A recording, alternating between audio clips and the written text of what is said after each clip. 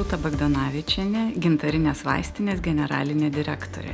Mūsų įmonė pradėjo savo veiklą nuo farmacijos didmenos prieš gerus 30 metų. Apie 20 metų mūsų veikloje yra ir mažmeninės vaistinės, kurių šiandien turim daugiau kaip 260.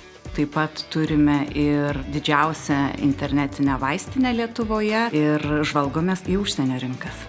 Su eBay pradėjom dirbti 2020 metais. Kosmetika ir maisto papildai yra mūsų pagrindinės pardavimo kategorijos. Esam lyderiaujantis pardavėjas eBay platformoje šiose kategorijose visame pasaulyje. Pagrindiniai iššūkiai pačioj pradžioj buvo atrinkti potencialius produktus kiekvienai skirtingai rinkai, kadangi prekės važiuoja per visą pasaulį. Be abejo, susidūrėm su logistiniais iššūkiais. Pusę metų mes gal ieškojom atsakymų, kaip viskas turėtų veikti, bet po to atradom juos ir labai sėkmingai viskas rutuliojasi tolyn.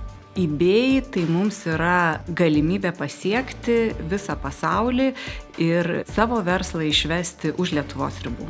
Su eBay dirbu jau 5 metus, čia dirbu jau apie 3 metai. Užauginau šią parduotuvę nuo pirminių jos žingsnių ir šiai dienai turime neblogus rezultatus.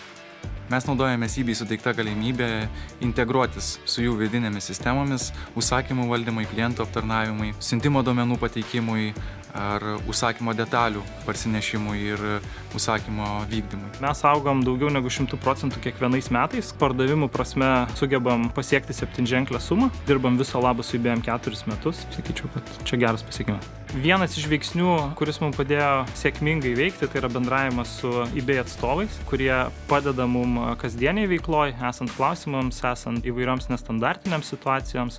Tai galim šitai vardinti kaip vieną iš svarbiausių veiksnių. eBay platforma yra puikia platforma išeiti į platų pasaulį, bet už kiekvieno pirkimo, už kiekvieno pažiūrėjimo ir paieškojimo stovi konkretus klientas.